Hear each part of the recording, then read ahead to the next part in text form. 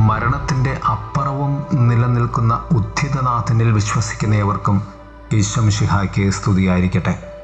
തിരുസഭ മാതാവ് ഇന്ന് നമുക്ക് നൽകുന്ന വചനധ്യാനം യോഹന്നാന്റെ സുവിശേഷം 11-ാം അധ്യായം 19 മുതൽ 27 വരെയുള്ള വാക്യങ്ങളാണ്.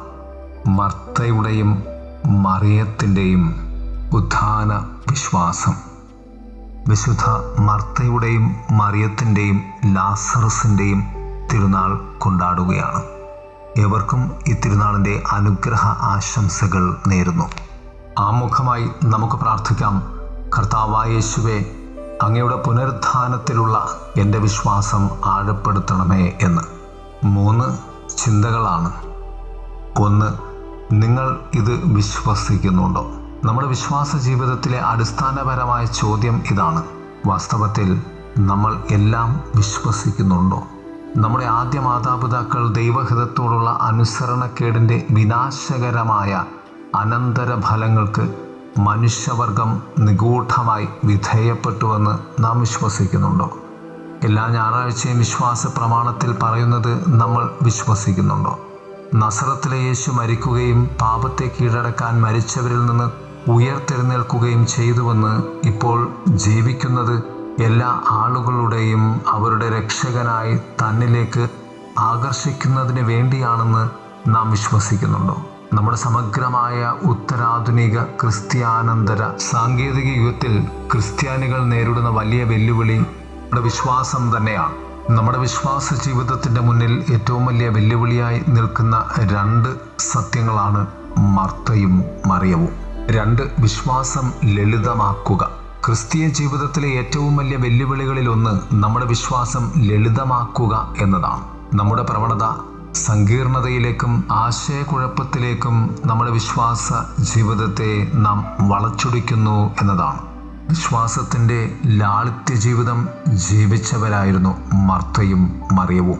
വിശ്വാസത്തെ ലളിതമായി നമുക്ക് നിലനിർത്തുവാൻ സാധിക്കുന്നത് നാം നമ്മെ മറന്നുകൊണ്ട് ക്രിസ്തുവിനെ ഓർക്കുകയും ക്രിസ്തുവിനെ കാത്തിരിക്കുകയും ക്രിസ്തുവിൽ നാം ജീവിക്കുകയും ചെയ്യുന്നതാണ്. അതാണ് പുനരുദ്ധാന അനുഭവത്തിൻ്റെ 3 തലങ്ങൾ. ഇതാണ് മറിയത്തിലും മാർത്തയിലും നമുക്ക് കാണുവാൻ സാധിക്കുന്നത്. ദൈവം നമുക്ക് നൽകിയ വിവേകം നമ്മുടെ ജീവിതത്തിന് ഏറ്റവും ആവശ്യമാണ്. യുക്തിസഹജമായ ചിന്ത നമ്മുടെ വിശ്വാസ ജീവിതത്തിന് അനിവാര്യവുമാണ്. എങ്കിലും ദൈവത്തിൻ്റെ മുൻപിലുള്ള നിഷ്കളങ്കമായ സമർപ്പണവും അനുസരണവും ബോധ്യവും നമ്മുടെ ജീവിതത്തിൽ നാം അനുവർത്തിക്കാതെ യുക്തിയെ മാത്രം നാം ജീവിതത്തിൽ അഭിലഷിക്കുകയാണെങ്കിൽ അഥവാ അനുകരിക്കുകയാണെങ്കിൽ ജീവിക്കുകയാണെങ്കിൽ യഥാർത്ഥത്തിൽ ക്രിസ്തു രഹസ്യങ്ങൾ നമുക്ക് ബോധ്യമാവുകയില്ല. മർത്തയും മറിയവും ആത്മീയതയുടെ 2 തലങ്ങളാണ്. മർത്ത യുക്തിസഹജമായ ക്രിസ്തു ബന്ധത്തിലും മറിയം ആത്മീയമായ സമ്പൂർണ്ണ സമർപ്പണ ബന്ധത്തിലും ക്രിസ്തുവിനെ സ്നേഹിച്ചവരാണ്. അതുകൊണ്ട് തന്നെ മറിയത്തിൻ്റെ വിശ്വാസത്തിൽ പ്രവൃത്തിയുടെ തലം കൂടുതൽ നിഴലിച്ചു നിൽക്കുന്നുണ്ട്. മറിയമാകട്ടെ തൻ്റെ പ്രവൃത്തികളെ മാറ്റിവെച്ചുകൊണ്ട് ക്രിസ്തു ആയിരിക്കുന്ന ഇടത്ത് എപ്പോഴും നിശബ്ദമായി കേട്ടിരുന്നു. 3. വിശ്വാസം ദൃഢമായി നാം നിലനിർത്തേണ്ടതുണ്ട്. ഈ ലളിതമായ വിശ്വാസത്തിന് ക്രിസ്തുവിൻ്റെ സ്നേഹം എല്ലാ ആത്മാവിലേക്കും എത്തിക്കുന്നതിനുള്ള ദൗത്യത്തിൻ ഉയരങ്ങളിലേക്കും ആഴങ്ങളിലേക്കും നമ്മെ കൊണ്ടെത്തിക്കുവാൻ ഉള്ള കഴിവുണ്ട്. പൗലോസ്ലീഹ നമ്മെ ഓർമ്മപ്പെടുത്തുന്നത് പോലെ ക്രിസ്തുവിൻ്റെ സ്നേഹത്തിൽ നിന്ന് ആർക്ക് നമ്മെ വേർപിരിക്കുവാൻ ആകും? വേദനയോ കഷ്ടതയോ പീഡനമോ ക്ഷാമമോ നഗ്നതയോ ആപത്തോ വാളോ ഒന്നിനും എന്നെ എൻ്റെ ക്രിസ്തുവിനോടുള്ള സ്നേഹത്തിൽ നിന്നും അകറ്റുവാൻ ആവുകയില്ല. റോമാക്കാർക്ക് എഴുതിയ ലേഖനത്തിൽ 8-ാം അധ്യായം 35 മുതലുള്ള വാക്യങ്ങൾ. ക്രിസ്തുവിൽ നിന്നും ഒരിക്കലും അകറ്റി മാറ്റുവാൻ സാധിക്കാത്ത രീതിയിൽ ക്രിസ്തുവുമായി ആഴമുള്ള ബന്ധമുണ്ടായിരുന്ന മർത്തയും മറിയവും വിശ്വാസ ജീവിതത്തിൻ്റെ 2 സത്യങ്ങളാണ്. ലാസറസ് മരണത്തിൻ്റെ അപ്പുറവും നമുക്കൊരു വിളിയുണ്ടെന്ന് ബോധ്യപ്പെടുത്തി തരുന്ന നിശബ്ദ സ്നേഹിതനാണ്.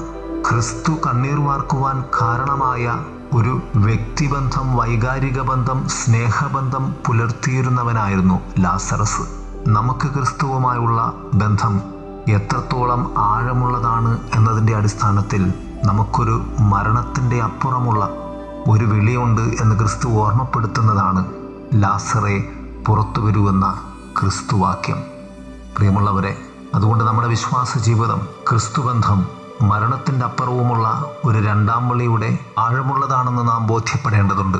പ്രിയമുള്ളവരെ, നമുക്കും നമ്മുടെ പ്രവൃത്തിയിലും പ്രാർത്ഥനയിലും വിശ്വാസത്തിലും നമ്മളുടെ യുക്തിയിലും എളിമയുടെ സമർപ്പണത്തിലും ക്രിസ്തുവിൻ്റെതായി മാറുവാൻ പരിശ്രമിക്കാം.